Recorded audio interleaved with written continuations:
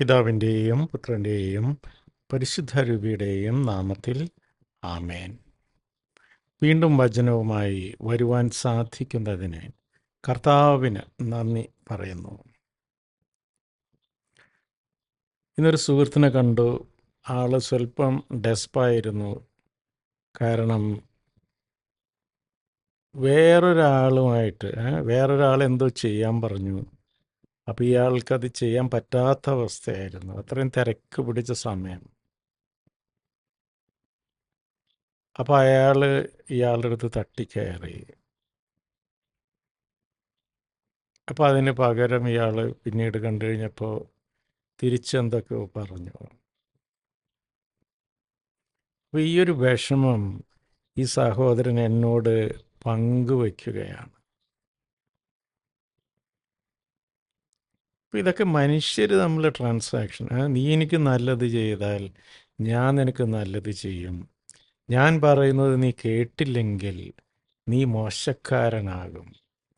പള്ളിയിലത്തെ അച്ഛൻ ഞാൻ പറയുന്നത് കേട്ടില്ലെങ്കിൽ അയാൾ ശരിയല്ലെന്ന് നമ്മൾ പറയും. അച്ഛൻ പറയുന്നത് നമ്മൾ കേട്ടില്ലെങ്കിൽ അച്ഛൻ പറയും ഇയാൾ ശരിയല്ലെന്ന് പറയും. ഇങ്ങനെ മനുഷ്യർ അങ്ങോട്ടും ഇങ്ങോട്ടും കൊടുത്തും വാങ്ങിയും ഒക്കെ ഇങ്ങനെ ജീവിച്ചുകൊണ്ടിരിക്കുകയാണ്. ജീവിതത്തിൽ പലപ്പോഴും അസ്വസ്ഥതകളും നീറി ജീവിക്കുന്ന ഒരു അവസ്ഥ. അപ്പം അങ്ങനെ അത് കഴിഞ്ഞ് എന്നിട്ട് പ്രാർത്ഥിച്ച കഴിഞ്ഞിട്ട് അപ്പോൾ ഇത് കർത്താവ് കാണിച്ചു തന്ന വചനഭാഗം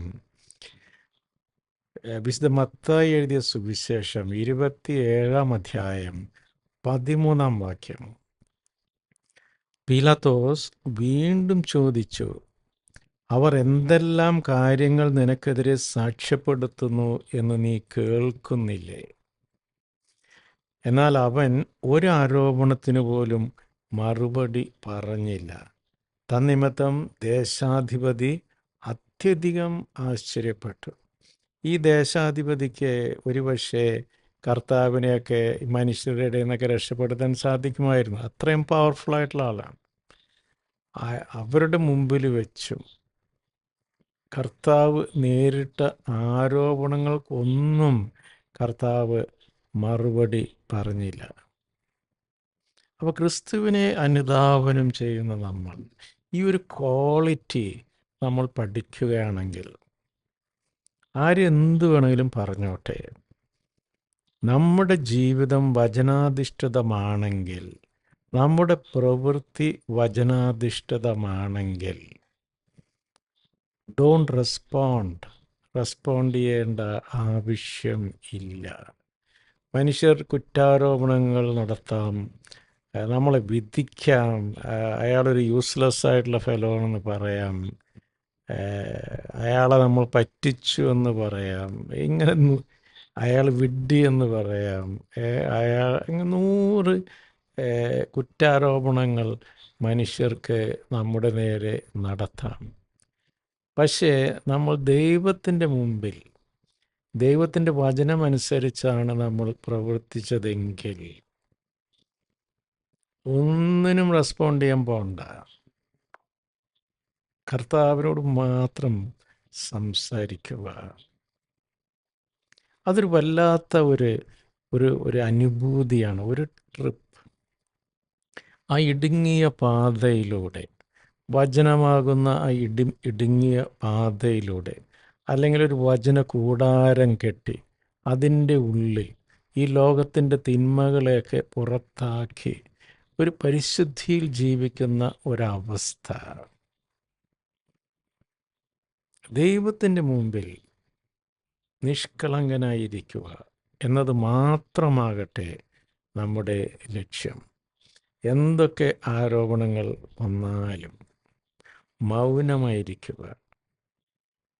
ഒരു ന്യായീകരണം കൊടുക്കാൻ പോകേണ്ട. ഇപ്പോൾ ഫാദർ സ്റ്റാൻ സ്വാമി ജയിലിൽ പോയി, പുള്ളി ഒന്നും പറഞ്ഞില്ല. പുള്ളി വളരെ മൗനിയായിരുന്നു.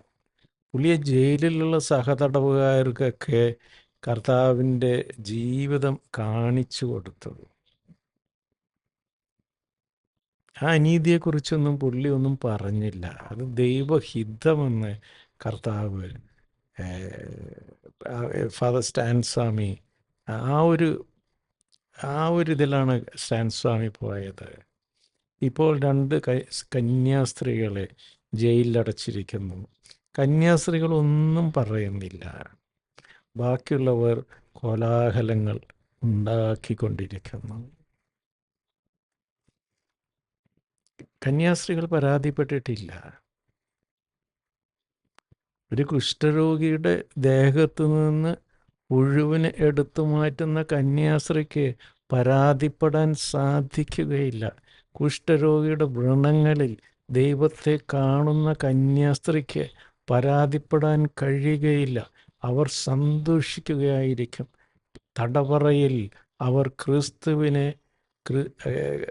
ക്രിസ്തുവിനെ ആരാധന അർപ്പിച്ചുകൊണ്ട്, ക്രിസ്തുവിനെ സ്തുതിച്ചുകൊണ്ടായിരിക്കും അവരിയ്ക്കുന്നത്. പക്ഷെ പുറത്ത് ജനം ഈ അതിൻ്റെ ഇടയ്ക്ക് ഒരു നേട്ടങ്ങൾ ഉണ്ടാക്കാൻ വേണ്ടി ഇതിന് കാരണമാക്കുന്നു. ക്രിസ്തുവിനോട് ചേർന്ന് നിൽക്കുന്നവർക്ക് ഇതിൻ്റെ പൊരുൾ മനസ്സിലാകും. ക്രിസ്ത്യാനിയെ ജയിലിലടച്ചാൽ അത് ക്രിസ്തുവിനെ പ്രതി ജയിലിലടച്ചാൽ അവന് പരാതിയൊന്നും ഉണ്ടാവില്ല. പൗലോസും സീലാസുമൊക്കെ ഈ കയ്യിലുള്ള ചങ്ങല കൂട്ടിയടിച്ച് ക്രിസ്തുവിനെ സ്തുതിച്ചുകൊണ്ടിരുന്നപ്പോൾ അപ്പോഴാണ് അവിടെ ഭൂകമ്പമുണ്ടായി. അവർ ജയിലൊക്കെ വാതിലൊക്കെ തുറന്ന് അവർക്ക് രക്ഷപ്പെടാൻ പറ്റി. രക്ഷപ്പെടുകയല്ല, അവരെ നയിച്ചുകൊണ്ട് പോവുകയായിരുന്നു. അതാണ് ക്രിസ്തീയ ജീവിതം. ഈ കോലാഹലങ്ങളിലൊക്കെ പെട്ട് ഈ മറ്റുള്ളവരുടെ ആരോപണം, പ്രത്യാരോപണം, അത് ശരി, ഇത് ശരി, അത് തെറ്റ്, ഇത് തെറ്റെന്നൊക്കെ പറഞ്ഞ് ക്രിസ്തുവിനെ അറിയാത്തവരാണ് ഇതെല്ലാം വിളിച്ചു പോകുന്നത്. ആ കന്യാസ്ത്രീകൾ സന്തോഷിച്ചോട്ടെ. നമ്മുടെ ജീവിതവും അതുപോലെ ആകട്ടെ. ക്രിസ്തുവിനെ പ്രതി നിന്ദനങ്ങളും എല്ലാം ഏൽക്കുമ്പോൾ സന്തോഷിക്കുവാൻ. അതാണ് യഥാർത്ഥ ആനന്ദം. അതാണ് യഥാർത്ഥ ക്രിസ്തീയത.